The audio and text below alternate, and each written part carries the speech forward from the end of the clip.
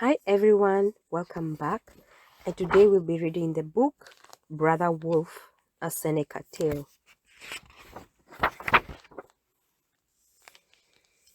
In a forest by a large lake there lived a wolf. Wolf was called brother by the birds because he would show them where food was and help them in other ways as well. At that long ago time, the birds were not the bright colors they are today, but rather gray, brown, and black. Those plain-colored birds did not sing as joyfully or fly as freely as birds do now. Raccoon also lived in that forest. Wolf and Raccoon were friends too, but often they would tease each other and sometimes their teasing went too far.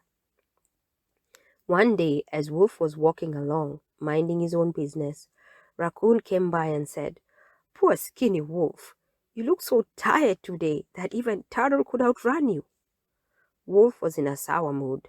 He bared his teeth as if to snap at Raccoon. Raccoon quickly rolled over on his back, his teeth and claws ready for a fight. "I don't want to fight you, Raccoon," said Wolf. Raccoon didn't want to battle either, so he ran up the nearest tree. But once he was safe, he started to insult Wolf again. "Your fur is so messy, it looks as if you've been sleeping in the dirt," he shouted. "The black around your eyes makes you look as if someone threw mud balls at you," cried Wolf. Back and forth they teased each other almost all night long under the full moon. Toward dawn, Raccoon hurled one last insult, only to hear Wolf's snoring in reply. "Huzz, huzz."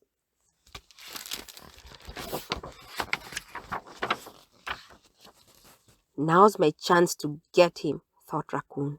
He came down from the tree and collected large handfuls of red clay and sticky tar. After blending them together, he carefully covered Wolf's eyes with the messy mixture. Then he raced off, laughing and muttering gleefully, "Oh, silly, silly Wolf! You never should have fallen asleep." He bounded down to the meadow to tell his friends Rabbit and Fox about the prank. They all laughed until their stomachs hurt. Meanwhile, Wolf began to wake up from the sound sleep. He was worried to find it still dark. Not even moon was shining. Wolf knew it must be daytime and wondered if Sun was mad at him for fighting all night. Actually, Sun was shimmering through the leaves, but Wolf saw only darkness. Wolf sat there for a while, wondering what to do. He rubbed his eyes and felt the hard covering over them. "Ooh, ooh, ooh! Ooh, ooh, ooh!" he howled. His mournful cry was carried on the wind through the trees to the far edges of the forest. The birds heard trouble in his voice and flew to him. First to arrive was Woodpecker. Wolf begged him, "Please peck off this plaster so I can see again, and I'll reward you in any way I can."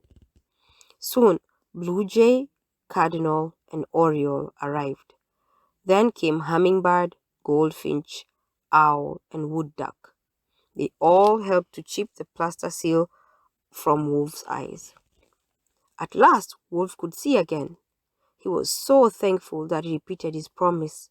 "But before I return the favor," he said, "I must pay a visit to that rascal Raccoon."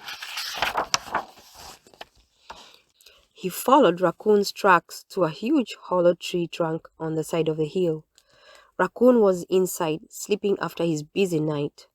An idea came to Wolf, and he giggled to himself as he trotted off to find his big friends, Moose and Bear.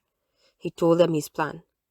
The three of them crept up on Raccoon, and together they pushed and shoved the giant tree trunk. All at once it was rolling and crashing down, down, down the hill until it landed in the meadow with a loud thump. Wobbly and dizzy, Raccoon crawled out of the log on unsteady paws. Wolf, Moose, and Bear roared with laughter. The birds were there too, chittering in the tree. Wolf turned to the birds and asked, "Have you decided what you want me to do?" All together they chirped, "We want you to paint us the pretty colors of the wildflowers."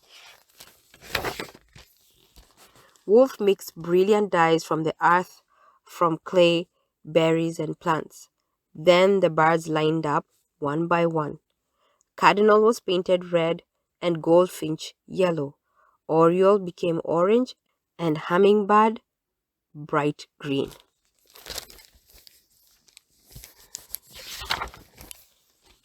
Blue Jay, of course, was painted blue, and Wood Duck was painted many colors.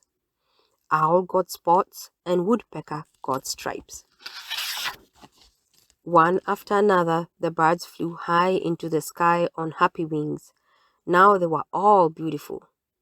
Then Raccoon came forward, stomped his tiny paw, and asked, "What about me, Brother Wolf?"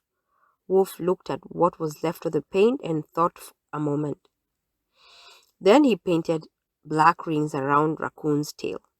Raccoon was so full of joy that he danced in the meadow and promised never to tease Wolf again.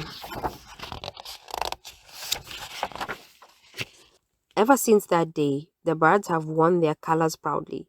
Be watchful and listen, and you may see them fluffing their feathers or hear them singing in the new day. The end. So let's read the author's note and learn a little bit about the Seneca. The Seneca are one of the tribes that make up the Six Nations League of the Iroquois. Since they have spent so much time in the woods in what is now Upper New York State, the Seneca have been called children of the forest. Living close to nature enabled the Seneca to learn from their animal companions. Long ago, they saw that the birds and the animals had qualities they admired, such as courage, wisdom, strength, and gaiety. So they chose birds and animals as the subjects of their lore and as totems for their 8 clans or groups, which they named bear, beaver, hawk, deer, heron, snipe, turtle, and wolf. Wolf is a trailblazer. He travels new paths that others will follow, and he tries to teach understanding. Raccoon is a trickster and does not always play by the rules. The birds are friends, faithful and cheerful.